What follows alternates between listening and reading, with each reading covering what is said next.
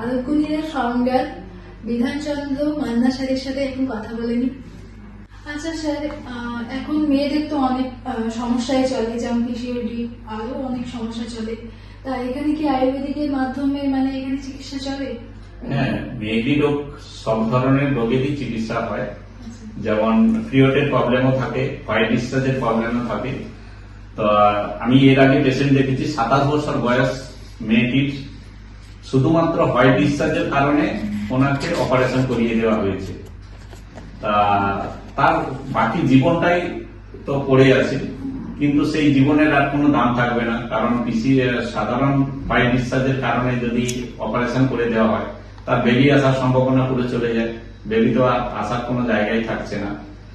সেগুলো এই পঞ্চকর্মা থেরাপি দিয়ে, কিছু লতাপাতা খাইয়ে, ওয়াটার থেরাপি দিয়ে, স্টিম থেরাপি দিয়ে চিকিৎসা করা হয় এবং সারা জীবন সে সুস্থ থাকতে পারবে এই ন্যাচুরোপ্যাথি চিকিৎসার মাধ্যমে।